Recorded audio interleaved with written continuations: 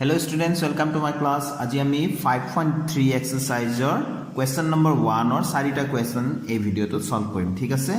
ইয়াত কৈছে তলৰ সমান্তৰ প্ৰগতিসমূহৰ যোগফল নিৰ্ণয় কৰা। তো আমি এটা এটাকৈ কৰি যাম। তোমাৰ প্ৰশ্নটো লিখি দিলো 2 7 12 ডট ডট দিয়া আছে 10টা পদলৈ যোগফল নিৰ্ণয় কৰিব লাগে। যোগফলৰ সূত্ৰটো নিশ্চয় তোমালোকৰ মনত আছে। মই একেবাৰে সমান্তৰ প্ৰগতিৰ প্ৰথম যেটো ভিডিও ইন্ট্ৰোডাকশন ভিডিও এটা বনাইছিলো হেতু তোমালোকে নিশ্চয় চাইছা। যদি নাইছা কোনো কথা নাই, মই ডেসক্ৰিপচনত লিংকটো দি দিম, তোমালোকে নিশ্চয় চাই ল'ব। তাতে গোটেইখিনি কথা প্ৰথমৰ পৰা শেষলৈকে গোটেইখিনি কথা চেপ্টাৰটোৰ বিষয়ে আলোচনা কৰা হৈছে।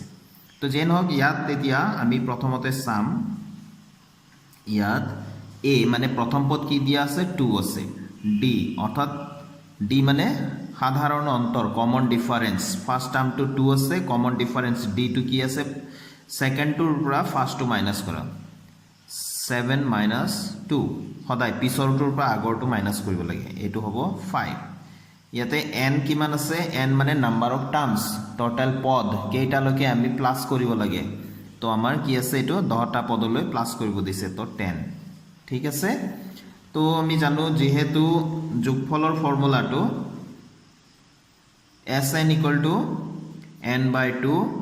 twice a plus n minus 1 into d। এইটো আমি এই ফৰ্মুলাটো মনত ৰাখিব লাগিব। তো এইটো আমাৰ যোগফলৰ ফৰ্মুলা বুজায়, এডিশন ফৰ্মুলা। তো n মানে ইয়াত 10 by 2 into a মানে ইয়াত কিমান আছে, a মানে 2, ভ্যালু কেইটা আমি পুট কৰি আছো, n মানে 10 minus 1 into d মানে কিমান আছে 5 আছে। ঠিক আছে, ধুনীয়াকৈ লাহে লাহে পাতা। 2 5 যা 10, 2 2 যা 4 প্লাস এটো 10 ৰ পৰা 1 গলে 9 আৰু পূৰণ 5 আছে, 9 5 গুণ 45 একেবাৰে আমি কৰি দিলো। ঠিক আছে, নিশ্চয় বুজি পাইছা। 10 ৰ পৰা 1 গলে 9, 9 into 5 9 5 যা 45। তো এই প্লাস এই মাজৰ প্লাসটো এইটো মাজত 2 2 যা 4। ঠিক আছে, তো 5 এটো একো নাই মানে ইয়াত মাল্টিপ্লাই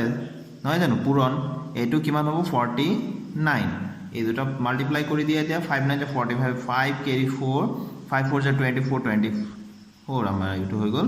এতেকে যোগফলটো কিমান হৈ গল, therefore Sn টো যোগফল বুজায়, এডিশন। তো এইটো আমাৰ কিমান ওলাল 245। এতিয়া আমি নেক্সট কোৱেশ্চনটো লৈছো। ইয়াত দিয়া আছে -37 -33 -29 এনেকে গৈ গৈ 12টা পদলৈ যোগফল উলিয়াব লাগে। ঠিক আছে, তো ইয়াতে প্ৰথমতে তো আমি উলিয়াই ল'বই লাগিব। প্ৰথম পদ সাধাৰণ অন্তৰ, ফাৰ্স্ট টাৰ্মটো আছে a -37 আৰু সাধাৰণ অন্তৰ অৰ্থাৎ d মানে কমন ডিফাৰেন্সটো কি আছে, পিছৰটোৰ পৰা আগৰটো মাইনাস কৰিম। পিছৰটো আছে -33 মাইনাস কৰিম, গতিকে মাইনাস চিন দিম। আগৰটো কি আছে -37 তো দুটা চিন একেলগে এনেকৈ থাকিলে বেয়া হয়, গতিকে এটা আমি ব্ৰেকেট দিম। ঠিক আছে, তো এইটো -33 আৰু দুটা মাইনাস খুন্দা খুন্দি লাগিলে কি হ'ব, মানে ব্ৰেকেট মানে পূৰণ, পূৰণ হলে কি হ'ব প্লাস হৈ যাব 37। তো 33 এটা -33 এটা +37, তো কি হ'ব এইটো 4, আমি প্লাসত 4 পাম, পজিটিভ 4 পাম নহয় জানো। আৰু n কিমান দিয়া আছে, কিমানটা পদলৈ বুলি কৈছে 12টা পদলৈ, n মানে 12। ঠিক আছে, তো আমি ফৰ্মুলাটো লিখিম, since Sn equal to n by 2, যোগফলৰ ফৰ্মুলাটো এইটো। ঠিক আছে, n by 2 twice a plus n minus 1 into d। তো ইয়াতে এতিয়া n মানে কিমান আছে 12, তলতো 2 আছে, 2 into a মানে কিমান আছে -37, ব্ৰেকেট দি লিখিম, দুটা চিন হৈ যাব নহলে,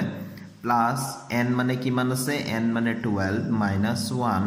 আৰু d মানে কিমান পাইছিলো আমি 4 পাইছিলো। গোটেইকেইটা আমি ভ্যালু কেইটা পাতি দিলো। ঠিক আছে, লাহে লাহেকৈ কৰিবা যাতে ভুল কতো নহয়। 2 6 যা 12,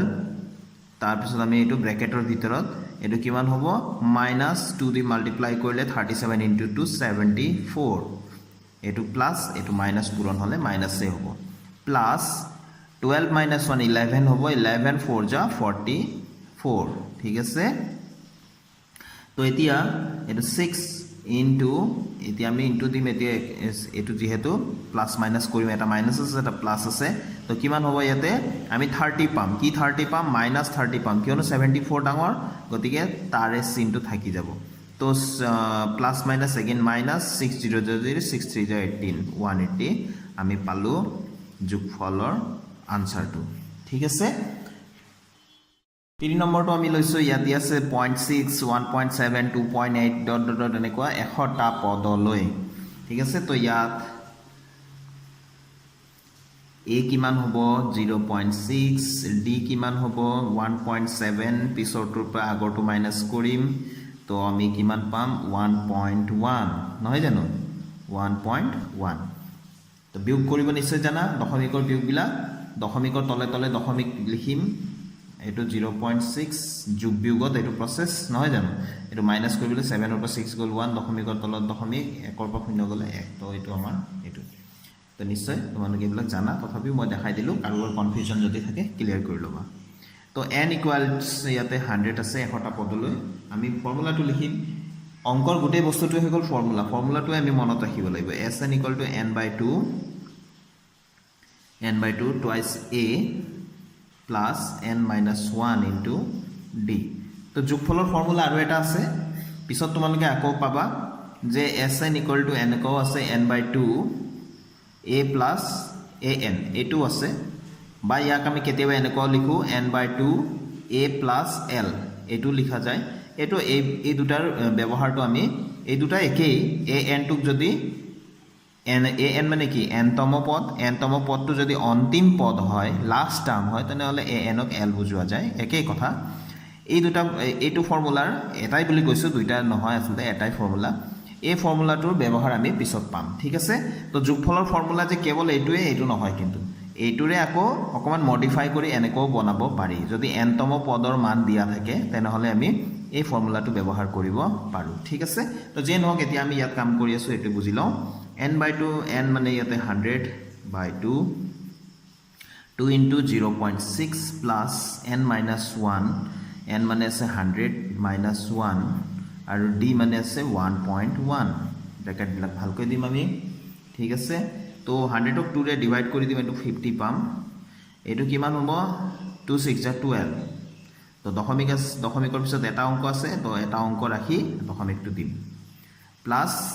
100 minus 1 99 into 1.1 তো এতিয়া এটো আমি 50 লিখিলো এটো 1.2 প্লাস এটো আগতে পূৰণ কৰিলো তো 99 আৰু 11 বা 1.1 জি ভাবা এটো পূৰণ কৰিলে কি হ'ব 99 পাবা 9 হ'ব 9 এ এটো পূৰণ কৰিব নিশ্চয় জানা 9 গুণ 9 গুণ আকৌ তলত 9 গুণ 9 গুণ 18 আৰু এটো 9 কে 10 দশমিকৰ পিছত এটাই অংক আছিল গতিকে দশমিকৰ পিছত এটা অংক 108.9 তো এটো হৈ গল তো 50 ইনটু এই দুটা যোগ কৰিম এতিয়া যোগ কৰিলে আমি দশমিকৰ তলত দশমিক ৰাখি যোগ কৰিব লাগে যোগ বিয়োগত হয়নে এটো 1089 1.2 এই দুটা যোগ কৰিম ইয়াত লিখা আছে 1089 মই দুবাৰ নিলিখো তো 9 2 11 1 8 9 10 পিনা হাতে গলে 1 1 1 দশমিকৰ তলত দশমিক তা মানে 110.1 এতিয়া 50 আৰু এখিনি মাল্টিপ্লাই কৰিব লাগে তো 0 থাকিলে চিন্তা নাই কেৱল সংখ্যাটোৰেহে পূৰণ কৰিব লাগে 5 * 5 5 * 0 5 * 5 5 * 5 আৰু এটা শূন্য আছিল এটা শূন্য লগাই দিয়া তাৰপিছত দশমিক কেই ঘৰত আছে দশমিকৰ পিছত মাত্ৰ এটাই অংক আছে গতিকে দশমিকটো এনেকৈ ঠাই দিয়া যাতে তাৰ পিছফালে কেৱল এটা অংক থাকে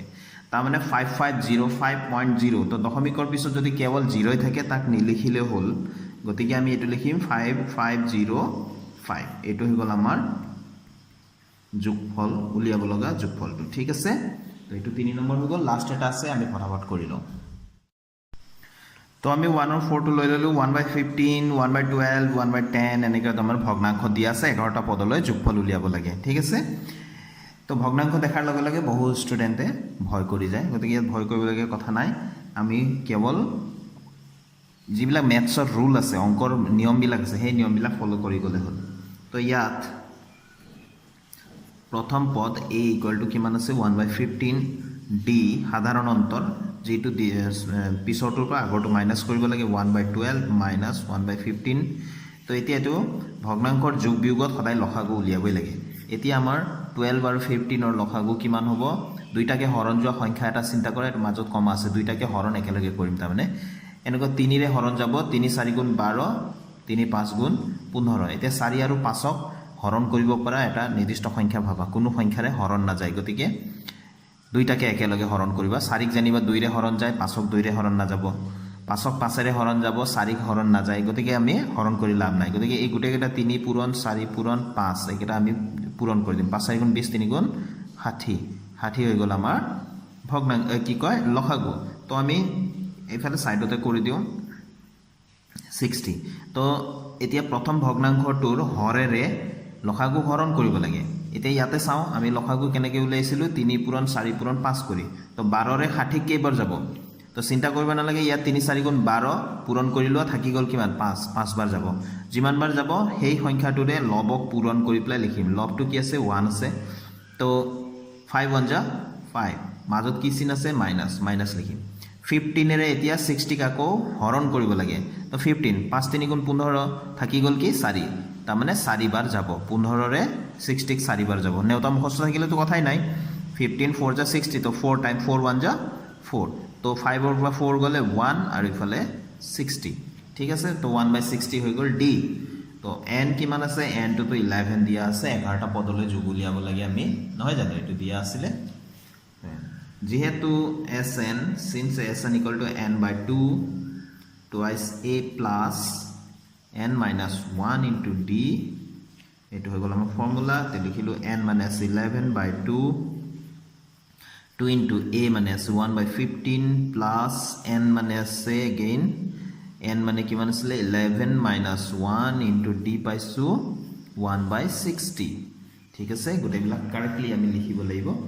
তো এতিয়া 11 by 2 কটাকটি না যায় তো এনেকৈ থাকিব 2 into 1 by 15 মানে গোটা সংখ্যাটো সদায় লবৰ লগত পূৰণ হ'ব 2 1 যা 2 by 15 plus 11 minus 1 মানে 10 into 1 by 60 তো to 10 মানে এটো সদায় লবৰ লব আৰু হৰটো সদায় কটাকটি যায় তো 0 0 কাটি দিলু তাৰ মানে 10 6 যা 60 তো 6 টাইম গৈছে আৰু তো এটো 1 by 6 থাকিল ঠিক আছে তো এটো 11 by 2 এতিয়া এই দুটা যোগ কৰিবলৈ হলে ইয়াত কি থাকিলে 2 by 15 থাকিলে ইয়াতে একোৱে নাই 1 1 যা 1 1 by 6 আছে আৰু এইবিলাক একো নাই পূৰণ চূৰণ নাই 1 গুণ 1 আৰু তলত কি আছে 6 আছে তো আমি 15 আৰু 6 এই দুটাৰ আমি আকৌ লসাগু উলিয়াব লাগে 15 and 6 দুইটাকে হৰণ যোৱা সংখ্যা কোৱা 3 3 5 গুণ 15 3 2 গুণ 6 তাৰ মানে 5 2 গুণ 10 3 গুণ 30 30 টো হৈ গল আমাৰ লসাগু ঠিক আছে 15 ৰে 30 কেইবাৰ যাব দুবাৰ যাব সেই দুইটো ওপৰৰ দুইটো লগত পূৰণ কৰিম 2 2 গুণ 4 মাজত আছে প্লাস 6 ৰে 30 কেইবাৰ যাব 5 বাৰ যাব 5 গুণ 5 ঠিক আছে এইবিলাক একোৱে নাই বুলি কৈছো কাৰণ 1 গুণ 1 হৈ যাব 1/6 এ পাম ঠিক আছে তো ইয়াতে কনফিউজ হ'বলগীয়া কথা নাই 11/2 এতিয়া পূৰণ চিন দিম এটা কিমান হৈ যাব 5 4 9/30 এতিয়া 2 ৰে ওপৰৰ কেটা কাটিব পাৰি নেকি চাও না যায় কাটিব নোৱাৰি ঠিক আছে এতিয়া ইয়াৰ 11 ৰে তলৰ কেটা কাটিব পাৰি নে না যায় 9 ৰে নগলেও 3 ৰে যাব 3 3 গুণ 9 3 10 গুণ 30 ঠিক আছে তো আমাৰ কিমান থাকিলে এতিয়া অন্য আৰু কটাকটি কৰিব নোৱাৰো আমাৰ থাকি গল এতিয়া ইয়াতে 11 3 যা ওপৰৰ পূৰণ হ'ব 33 আৰু 2 10 যা 20 33/20 তো therefore sn equal to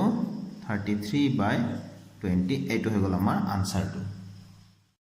so students আজিৰ ভিডিও মই ইয়াতে সামৰিছো আশা কৰো মোৰ ভিডিও বিলাকে তোমালোকৰ পঢ়াশুনাত অংক শিকাত যথেষ্ট সহায় কৰি আছে তো তোমালোকে যদি মোৰ এই ভিডিওটো ভাল পাইছা তেনে হলে নিশ্চয় লাইক এটা কৰি যাবা বুলি আশা ৰাখিলো আৰু মোৰ চেনেলটো যদি সাবস্ক্ৰাইব কৰা নাই প্লিজ সাবস্ক্ৰাইব কৰি লবা আৰু তোমালোকৰ ফ্ৰেণ্ডছকো সাবস্ক্ৰাইব কৰবা বুলি মই আশা ৰাখিলো থ্যাংক ইউ স্টুডেন্টস